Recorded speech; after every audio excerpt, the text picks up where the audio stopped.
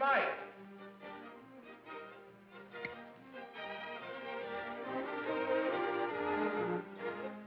Thank you.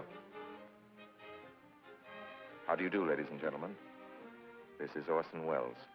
I'm speaking for the Mercury Theatre, and what follows is supposed to advertise our first motion picture. Citizen Kane is the title, and we hope it can correctly be called a coming attraction. It's certainly coming to this theater, and I think our Mercury actors make it an attraction. I'd like you to meet them. Speaking of attractions, well, the chorus girls are certainly an attraction, but frankly, ladies and gentlemen, we're just showing you the chorus girls for purposes of ballyhoo. It's pretty nice ballyhoo. But here's some of our real Mercury people. This is the first time you've seen most of them on the screen. Hey, give Joe a little light. Thanks. Now smile for the folks, Joe. Smile. Joseph Cotton, ladies and gentlemen. That's it. Joseph Cotton. I think you're going to see a lot of him. Here's Ruth Warwick, whom I know you love. Ruth. Look at the camera, Ruth. We caught Ruth with her hair up. And here's somebody you've all heard on the radio, so I don't have to tell you he's wonderful. Ray Collins. Dorothy Commongore is a name I'm going to repeat. Dorothy Commongore. I won't have to repeat it much longer. You'll be repeating it. And here's George Coulouris, who's a grand actor. I'll say that name again. George Coulouris. Watch it. Here comes Everett Sloane. Look out, Everett. Oops. Everett Sloane, ladies and gentlemen. He isn't necessarily a comedian. And here's one of the best actors in the world, Agnes Moorehead. I've said a lot of nice things, but Erskine Sanford deserves some more. Erskine Sanford. So does Paul. Paul Stewart, everybody. Citizen Kane is a modern American story about a man called Kane, Charles Foster Kane. I don't know how to tell you about him. There's so many things to say.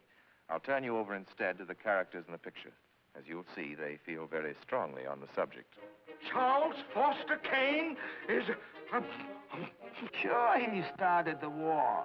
But do you think if it hadn't been for Mr. Kane, the United States would have the Panama Canal? Charles Foster Kane is nothing more or less than a communist. Kane, governor. Listen, when the voters of this state and Mrs. Kane learn what I found out about Mr. Kane and a certain little blondie named Susan Alexander, he couldn't be elected dog catcher. I'm going to skin Mr. Charles Foster Kane alive. I'm going to marry him next week at the White House. Emily, I hear you've been stepping out with Charlie Kane. Of course I love him. I gave him $60 million. Well, of course I love him. He's the richest man in America. That's what all the girls say about him at first. But you know, I can't help but admire him. He's crazy. He's wonderful. Ladies and gentlemen, I don't know what you'll think about Mr. Kane. I can't imagine. You see, I play the part myself. Well, Kane is a hero and a scoundrel, a no-account and a swell guy, a great lover, a great American citizen, and a dirty dog. It depends on who's talking about him.